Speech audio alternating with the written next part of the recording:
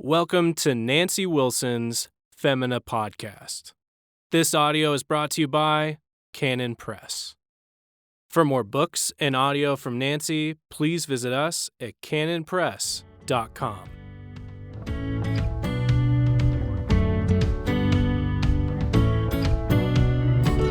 Well, hello. Welcome to the Femina Podcast. This is Nancy Wilson, and this is podcast number 1.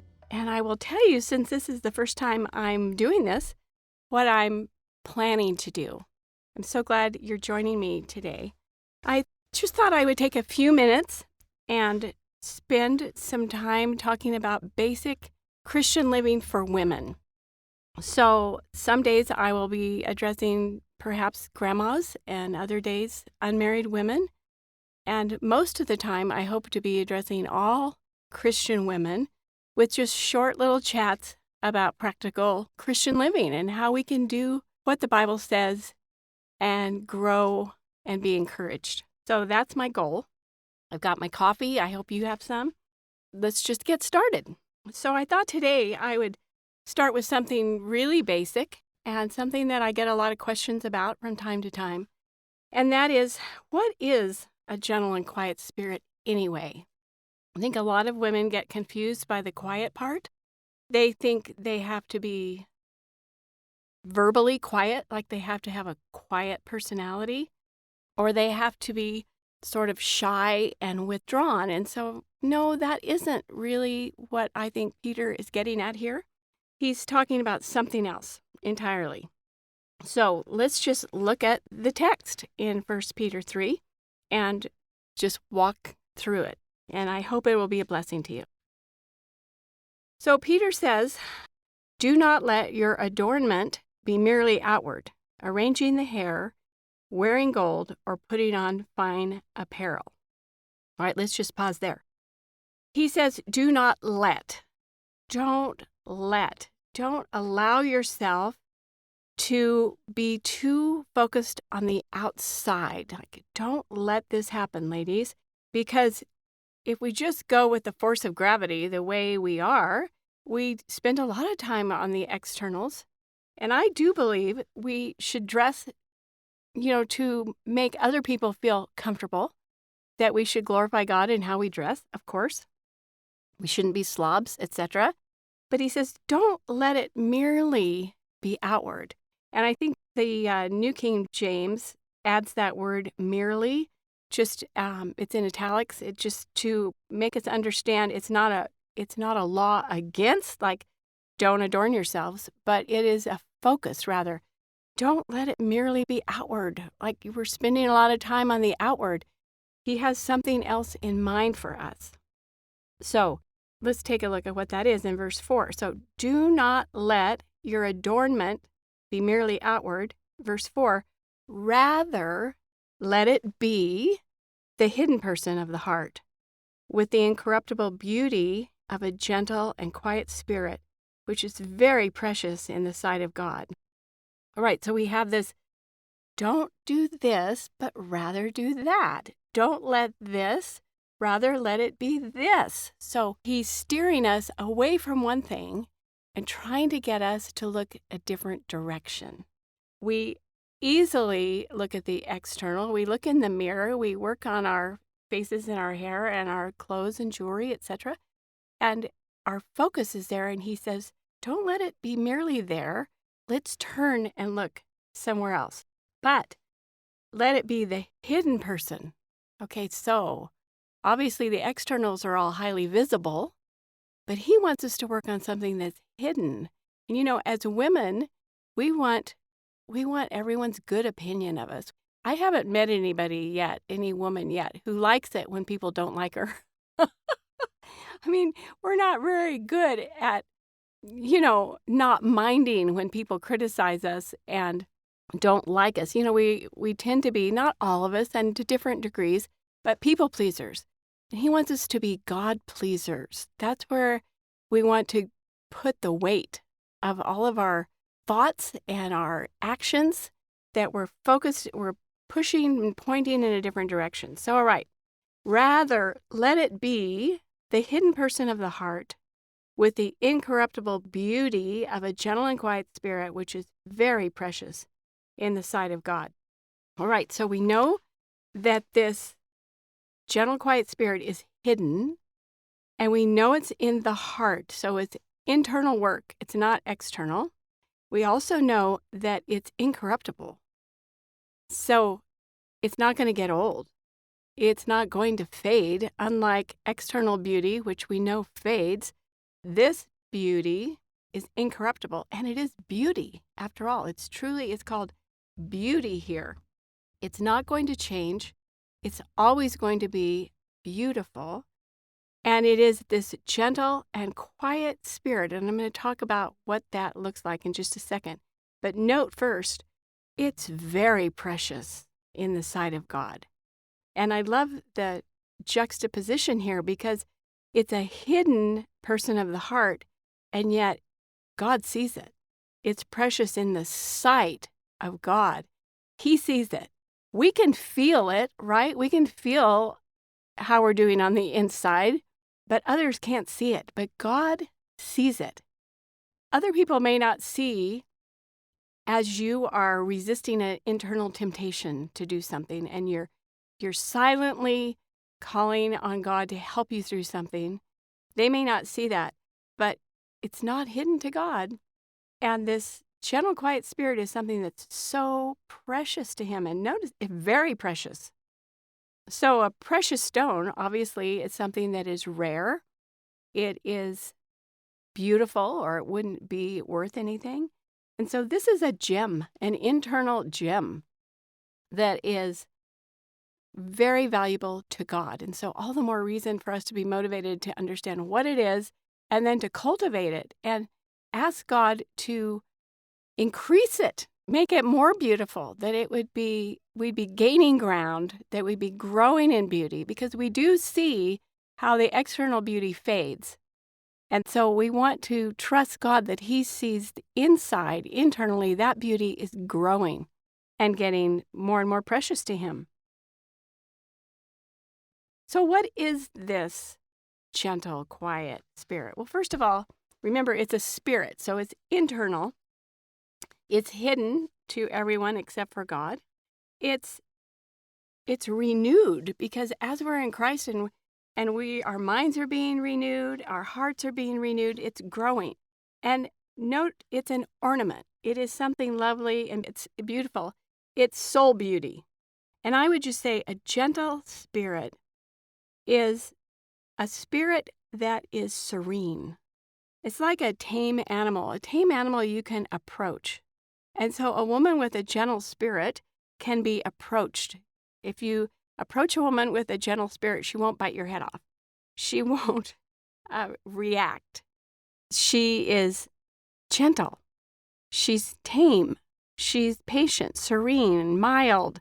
She's not violent or harsh or rough. All right? So gentle, not flustered.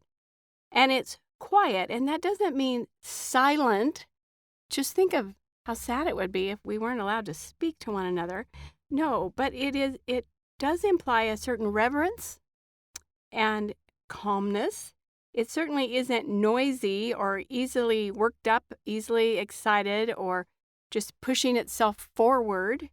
It's a peaceful, restful spirit, a peaceful, restful spirit. And I have to say, it's probably tied in with contentment, but it's resting in God. I've often thought the best way to picture this is like a really calm morning when you're looking out at a lake, a small lake that is just like glass. It is not ruffled by externals. And in this case, if you're looking at a lake, the wind's not blowing. I mean, it's just beautiful. And that's the kind of spirit I want to have. That's the kind of spirit we all want to have. It is no fun having a spirit that has white caps, that is turbulent, that it's all, roughed up. When our spirits are roughed up, when our spirits are turbulent, we have no peace. We have no joy. We're just so distracted by cares and anxieties and troubles and fears. And so it is like a really rough lake, and no one wants to go out on that lake at a time like that. So a gentle, quiet spirit is one that is at peace. All right, let's look at verses 5 and 6. For in this manner, in former times, the holy women who trusted God also adorned themselves, being submissive to their own husbands, as Sarah obeyed Abraham, calling him Lord, whose daughters you are, if you do good and are not afraid with any terror. All right, so we have just in these 4 verses, 3, 4, 5, and 6, we see we're not to be focused on our external beauty, but we're to be thinking about this hidden beauty within that's so important to God that He sees, and we're to imitate those Old Testament women, those holy women who trusted God, like Sarah. And so we see the key here is trusting God. That's the bedrock. If we're going to have a gentle, quiet spirit, there is this bedrock of trust in God. And that's how these older women, these holy women, used to adorn themselves, is with a gentle, quiet spirit. And this is how we learn, the older women teaching the younger women, even here, pointing to Sarah, saying, go read about Sarah. Look her up in the Old Testament. Get to know Sarah and the other holy women who trusted God, and be inspired by how they lived. And so one of the noteworthy things about Sarah was she was submissive to her own husband, because that's what God commanded wives to do, is to submit to their own husbands. And so we cannot have a gentle, quiet spirit if we're not obeying God. And the command for wives to submit to their husbands is not coming from the husbands, it's coming from God. So when we're submitting to our own husbands, we're submitting to God and we're trusting Him. And this gives us peace. This is one of the ways that we have a gentle, quiet spirit. And then it says, whose daughters you are. So if we want to be Sarah's daughters, we would like to be Sarah's daughters, right? We would like to be known as women who trusted God, who adorned themselves with gentle, quiet spirits. It says we are those daughters if, there's a big if here, ladies, of course, if you do good and are not afraid with any terror. All right. Terror, fear, distracts us. We are to keep our eye on what it is God's called us to do. It says, we are her daughters or whose daughters you are, if you do good. Well, what kind of good? Well, we're to walk in the good works that God has prepared in advance for us to walk in. If we are doing good, if we're trusting God and doing good, doing the good things He's called us to do today, this is going to give us a gentle, quiet spirit because we're focused on Him, on what He's laid out before us. We're walking by faith in Him and doing it, and are not afraid with any terror. Fear is the thing that disrupts the gentle, quiet spirit more than anything I know. Fear, I guess we could say fear and disobedience, because it's not trusting God and it's not obeying God. So think about what things disrupt your peace. What are your fears? What are your anxieties? What are your worries? The best way to start to attain to this beautiful, gentle, quiet spirit is to confess those fears to God, to give each and every one to Him, to ask Him to give you the faith to trust Him for each of those things, and then not allowing fear to come in. I think, and I'd have to double check, but I think it was the NIV that says, and do not give way to fear. And that's such a great way to look at it, because I see fear as coming and banging on your front door. Don't give way to it. Ignore it, in other words. Don't open the door. If you think you can open the door and then have an argument with fear, you will lose. Do not engage with fear. Don't have a conversation with fear. The best way to deal with fear is to ignore it. And that is like I said, someone banging on your door and you see who it is. It's like, I'm not letting you in. And you just ignore it and go the other end of the house and do good. Do your good works that God's given you to do today. Don't invite fear in to sit down and have an argument about it. Absolutely not. Ignore fear. It's kind of like with your children, those of you who are moms. If one of the little kids is saying, Susie's making ugly faces at me. And so what do? Well, you tell Susie to knock it off, but you also say to the other child, don't look at that person. Just ignore her, right? Or just walk away. Don't be troubled by it. So that's what we have to do. And it's a kind of a funny example, but I think fear often is like that. It's looking in the window, making ugly faces at us, and we just turn and ignore and move on. And we don't listen to all the what if questions. I've said this many times, but tune into the soundtrack that you're listening to throughout the day. Are you listening to worries? Are you listening to grumbles? Are you listening to complaints, grievances? Are you keeping a record of wrongs? I mean, there's just so many ways we can be filling our mind with all the wrong things. Fear is one of those wrong things we can just be distracted by. Well, what if this happens? Well, what if that happens? Any question that starts with what if ought to be ignored.